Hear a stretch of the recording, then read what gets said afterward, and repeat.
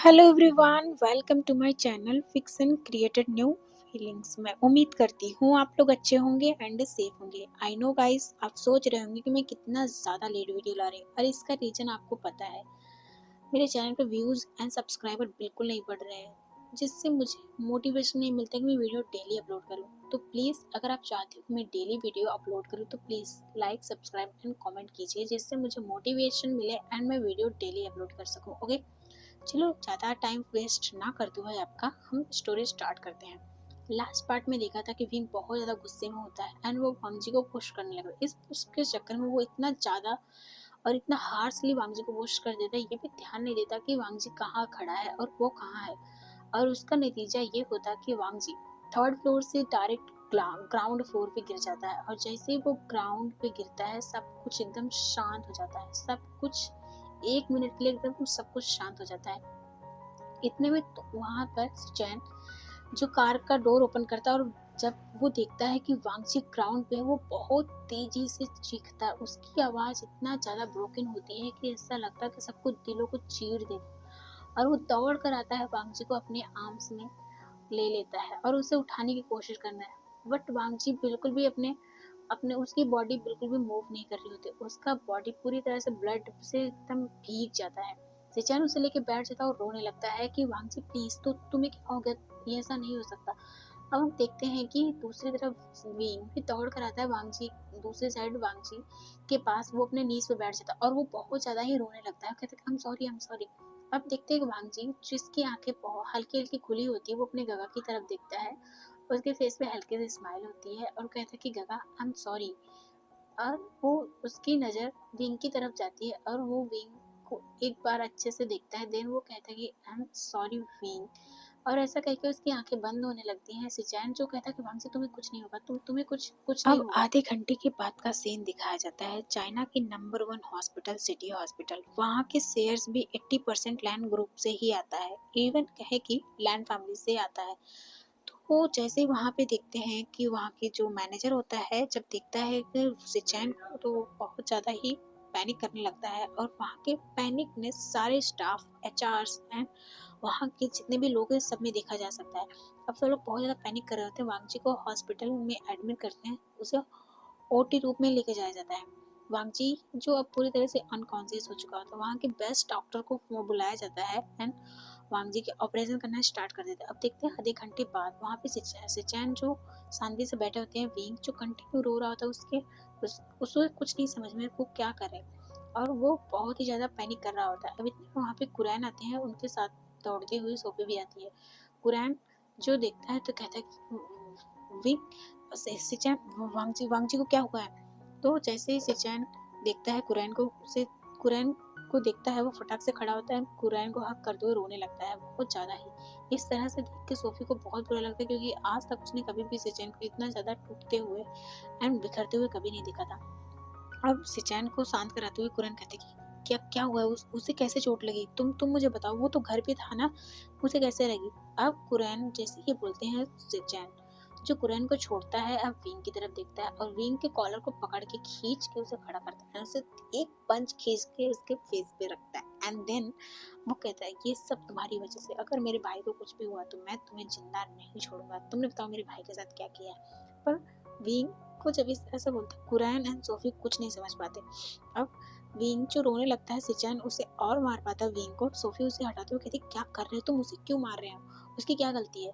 जब ये सोफी कहती है, सिचैन जो विंग के कॉलर को बहुत तेजी से उसे पुश करता है, उसे धक्का देता है। विंग जो 3-4 स्टेप पीछे चला जाता है एंड वो शांति से वहीं खड़ा रहता है। अब कुरैन कहते कि तुम बताओ कि सिचैन आखिर वांगजी को कैसे लगा, वो क्या कर रहा था, क्या वो बाइक चला रहा था इसकी वजह से। अब इस पे सिचैन कहता नहीं, उसने कुछ भी नहीं किया। इस विभूषियान ने इसने मेरे भाई को उसने पुश पुश किया थर्ड फ्लोर से, उसने धक्का दिया। ये कहते ही वहाँ पे सिचैन की बात जैसे ही सुनता है, वहाँ पे पूरी तरह से शांति फैल जाती है। वी जो अपने नीज पे गिर जाता है और रोने लगता है।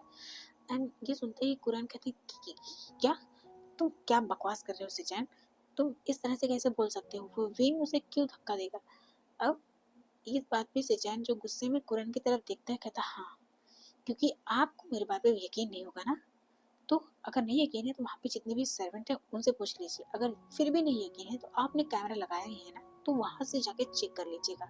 और ऐसा कहे कि वे सुचैन जो जाके अब ओटी के सामने के डोर पे खड़ा हो जाता है और बहुत ज़्यादा ही रो रहा होता है। और हम देखते हैं लगभग 5 घंटे बीत जाते हैं, बट ओटी जो है ऑपरेशन अभी तक चालू होता है। अब हम देखते हैं कि लगभग आधे घंटे यानी 5.5 घंटे के बाद डॉक्टर जो बाहर आता है, एंड जैसे वो आता है तो सारे लोग जो डॉक्टर के पास आके खड़े हो जाते हैं। तो डॉक्टर कुछ नहीं बोलता। फिर सचिन कहता है कि क्या हुआ मेरा भाई, वो कब होश में आएगा। इसमें डॉक्टर कहता है कि माफ़ कर दीजिएगा, मैंने अपनी तरफ से पूरी कोशिश की है, बट उन्हें कब होश में आएगा ये मैं नहीं कह सकता।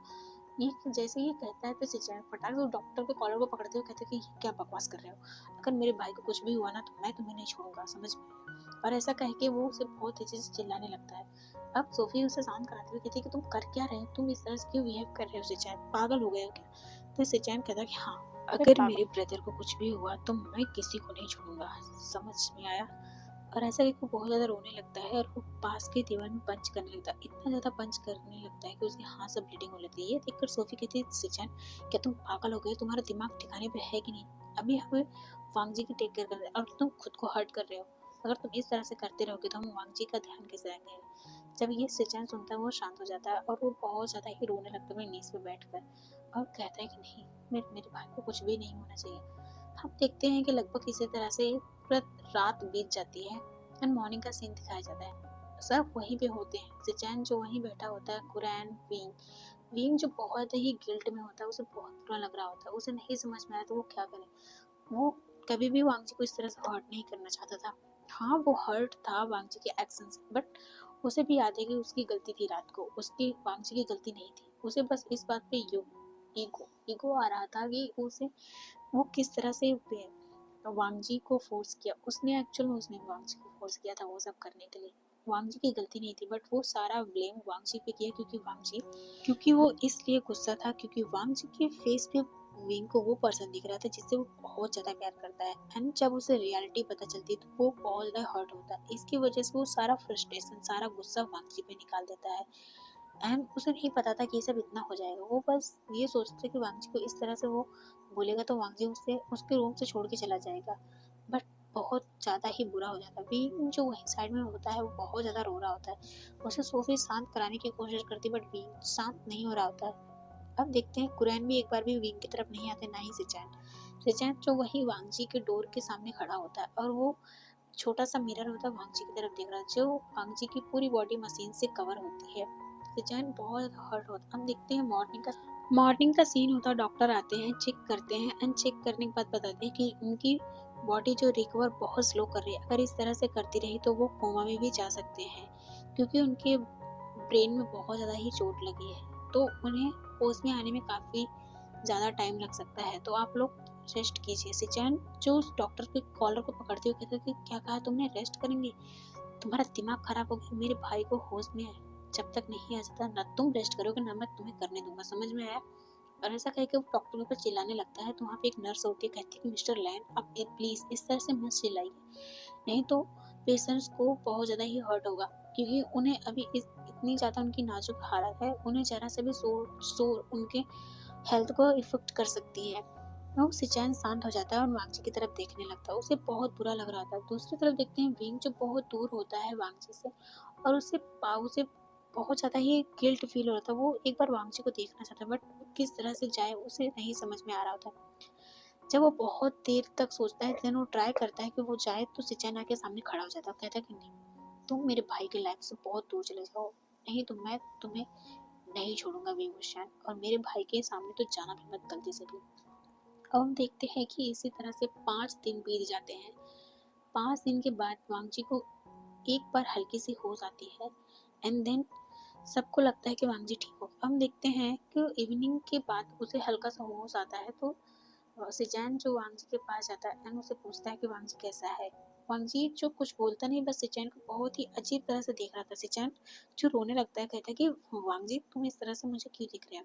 अब वांग जी जो बहुत ही मुश्किल से कहता है कि आप कौन हो, मैं आपको जानता हूँ, और मैं कहाँ हूँ, मेरा नाम क्या है, मैं यहाँ पे क्यों हूँ, मैं क्या करता था।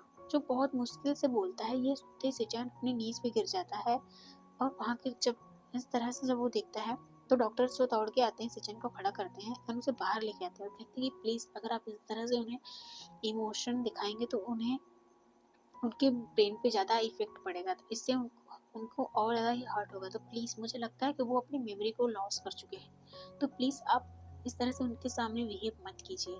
जैसा वो कहें आप उसी तरह से बिहेव कीजिए, उनके लिए भी अच्छा होगा, उनकी हेल्थ के लिए और आपके लिए मे भी उनकी मेमोरी टेम्परेली गई हो और वो वापस आ जाए। तो प्लीज़ सिचैन जो रोने लगता है और वांगजी को दूर से ही देख रहा था। अब देखते हैं कि पूरा एक वीक बीत जाता है, वांगजी अब धीरे धीरे बोलने भी लगता है। अब देखते हैं कि स्पीच विंग एक बार भी वांगजी से नहीं मिल पाता। वो कई बार ट्राई करता है कि वो वांगजी से मिले, उससे बात करे, बट वो जा ही नहीं पाता। अब देखते हैं कि विंग जब बहुत ज़्यादा फ्रस्ट्रेट होता है वो कहता है कि आज वो वांगजी से मिलेगा, वो बात करेगा, बस उसे दूर से देखेगा।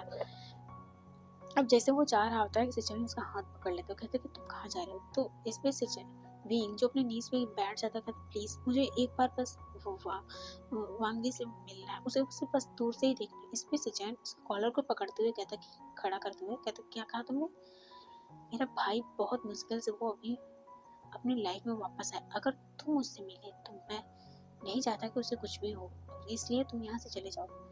मेरे भाई को इतना तुमने बचपन से उसे हर्ट किया है, अब और नहीं, बस बहुत हुआ। अब मैं तुम्हारे मेरे भाई के लाइफ से हमेशा हमेशा लिए दूर कर दूंगा। ये अच्छा हुआ कि मेरा भाई मेमोरी लॉस कर चुका है और ये बहुत अच्छी बात है, वो तुम्हें भूल जाएगा, भूल चुका होगा, ये बहुत बढ़िया है। सिचेन जो ऐसे करके हंसने लगता है क्रीपी से स्माइल।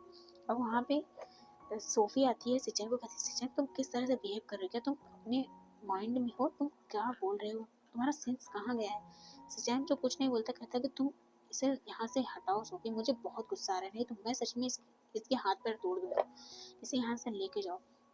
सोफी जो बहुत ज़्यादा गुस्से में कहती है सिचेन तुम्हारा दिमाग खराब हो गया, तुम इस तरह से क्यों बिहेव कर रहे हो, वांगजी ठीक है और विंग भी तुम्हारा भाई है, तुम इस तरह से क्यों।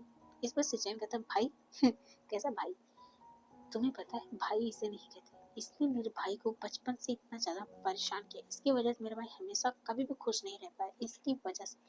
इसे पूछो, इसे पता भी होगा। बीइंग जो बहुत ज़्यादा शॉक होता है, उसे कुछ नहीं समझ में आ रहा था कि सिचेन किस बारे में बात कर रहा है। अब सोफी सिचेन को शांत करते हुए कहती कि सिचेन शांत हो जाओ, क्या उसे पता है कि वांगी उससे प्यार करता था। अब इस पर सिचेन पूरी तरह से शांत हो जाता है। विंग जो बहुत ज़्यादा कंफ्यूज में होता है, वो सोफी एंड सिचेन की तरफ देखने लगता है, उसे नहीं समझ में आ रहा तो ये किस बारे में इन दोनों बात कर रहे हैं। अब थोड़ी देर बाद सिचेन वहाँ से चला जाता है। विंग जो नीज पे अपने खड़ा होता है, देन वो सोफी की तरफ देखते हुए कहता है कि सिचेन कि किस बारे में ब्रदर लैन सिचेन ब्रदर बोल रहे थे। वो बहुत ज़्यादा ही काँप रहा होता है। तो सोफी कहती है कुछ नहीं हुआ विंग, तुम शांत हो जाओ, तुम घर जाओ, एक काम करो। विंग कहता है मुझे जानना है, तो इस पे सोफी कहती है कुछ नहीं जानना है, वो उसका दिमाग थोड़ी खराब है क्योंकि वांगजी की हालत खराब है, इसलिए तुम ज़्यादा मत सोचो कि तुम घर जाओ। विंग जो उसे समझ नहीं आता वो क्या करे, थोड़ी देर तक वहाँ खड़ा रहता है, फिर वो कहता है ओके मैं घर जाता हूँ। और फिर देखते हैं विंग घर पे आता है एंड वो डायरेक्ट वांगजी के रूम में जाता है और उसके रूम में जाते ही वो सब कुछ चेक करने लगता है वांगजी के सारे सामान को, और उसके हाथ एक डायरी लग जाती है। बाय एवरीवन, अपना ख्याल रखना, बाय।